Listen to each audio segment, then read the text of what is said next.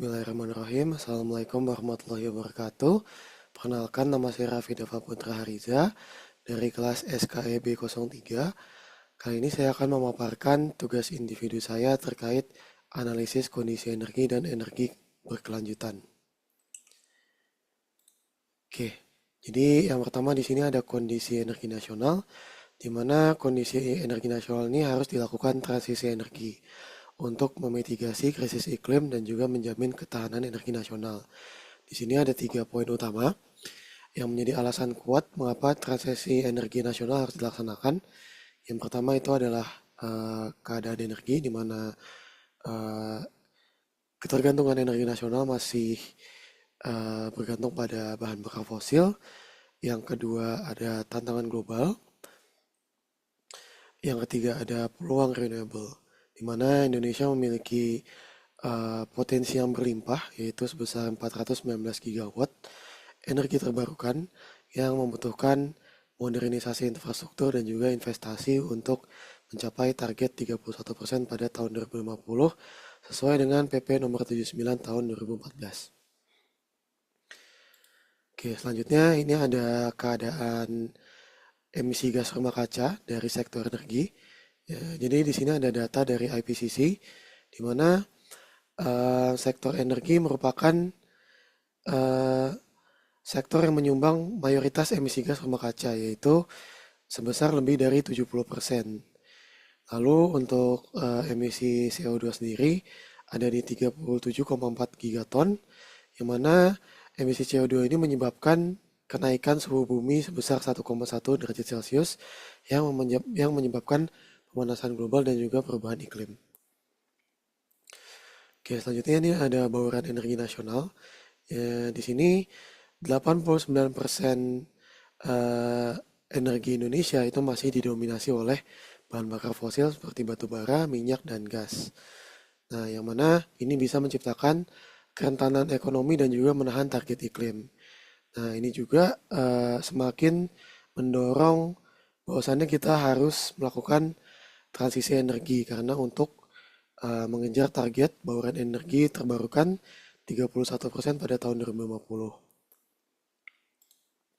Selanjutnya ini adalah kondisi sektor energi pada skala global, di mana sektor energi global itu menghadapi 3 tantangan berat yang menuntut penataan ulang sistem energi secara fundamental, yaitu pertama krisis geopolitik, di mana contohnya itu adalah konflik supply chain global di tahun 2022, yang mana ini mengungkap kerentanan terhadap sistem fosil yang menyebabkan guncangan fluktuasi pada harga pasar energi, yaitu pasar listrik, pasar gas, dan juga pasar minyak. Lalu ada juga perubahan iklim, di mana negara-negara sepakat untuk menargetkan, yaitu adalah target net zero emission tahun 2050, itu untuk memangkas karbon sampai zero emission pada tahun 2050. Lalu yang ketiga adalah lonjakan permintaan, di mana maraknya era digitalisasi dan juga elektrifikasi transportasi atau EV itu mendorong permintaan listrik naik 3-4% setiap tahunnya. Nah, lalu transisi energi itu merupakan pilar utama dalam pemenuhan SDGs atau Sustainable Development Goals, di mana transisi energi itu berperan sebagai enabler pembangunan berkelanjutan, yaitu memperluas akses energi bersih, lalu menurunkan emisi sektor kelistrikan, dan juga menyelaraskan kebijakan energi dengan target pembangunan. Di sini SDG yang terpenuhi adalah SDG 7, yaitu akses energi bersih, lalu SDG 13, yaitu aksi penanganan iklim. Lalu untuk menyelaraskan kebijakan energi, itu kita ambil contoh integrasi perencanaan nasional, di mana pemerintah memasukkan percepatan EBT ke dalam RPJMN dan juga memastikan pembangunan ekonomi selaras dengan komitmen ramah lingkungan. Lalu ini ada data yang menunjukkan bahwasannya pasokan energi primer Indonesia terus merangkak naik dengan laju pertumbuhan rata-rata 3,5% per tahun. Di mana ini data sampai tahun 2020 menunjukkan pasokan energi primer Indonesia ada di angka 201,6 million ton oil equivalent. di mana di sebelah kanannya ada prediksi dari tahun 2030 sampai 2050 dan seterusnya. eh, Pasokan energi primer Indonesia akan terus naik. Oke, sekarang keadaan cadangan bahan bakar fosil. Yang mana kita tahu cadangan bahan bakar fosil bersifat statis dan juga berisiko habis. Yang mana ini mendorong kebergantungan pada impor. Untuk umur cadangan fosil terbatas, di sini berdasarkan proyeksi konsumsi saat ini, cadangan minyak global per 2025 itu sebanyak 1,77 triliun barel yang diperkirakan hanya mampu mencukupi kebutuhan dunia selama 47,2 tahun. Lalu hal ini memicu ketergantungan pada rantai impor, yang mana nanti anggaran pendapatan dan belanja negara atau APBN rentan terhadap fluktuasi harga minyak dunia atau harga energi dunia yang dapat berdampak pada stabilitas ekonomi nasional. Lalu di sini ada potensi dari renewable energy yang ada di Indonesia. Di sini melimpah hingga 419 gigawatt, namun masih diabaikan utilitasnya. Di sini kita bisa lihat yang paling tinggi ada di energi surya, yaitu sebesar 207,8 gigawatt, dan juga diikuti pembangkit hidro, angin, bioenergi, dan juga panas bumi. Nah, walaupun secara teoritis cadangan ini masih sangat berlimpah, namun infrastruktur, lalu pendanaan awal, dan juga kesiapan jaringan listrik saat ini masih menjadi penghalang utama dalam percepatan pemanfaatan ketersediaan energi tersebut. Lalu di sini ada tabel perbandingan antara tren kelistrikan global, ini data dari IEA, dan juga dibandingkan dari kapasitas Indonesia, yang mana datanya didapatkan dari SDM tahun 2022.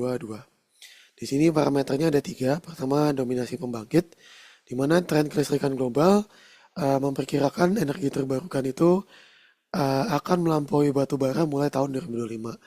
Namun di Indonesia sendiri, pembangkit listrik masih didominasi oleh batu bara, yaitu sebesar 61% dari total 82,5 gigawatt. Lalu untuk parameter kedua yaitu proyeksi porsi EBT, di mana untuk tren global, EBT menyumbang 42% global kelistrikan di tahun 2028 nanti.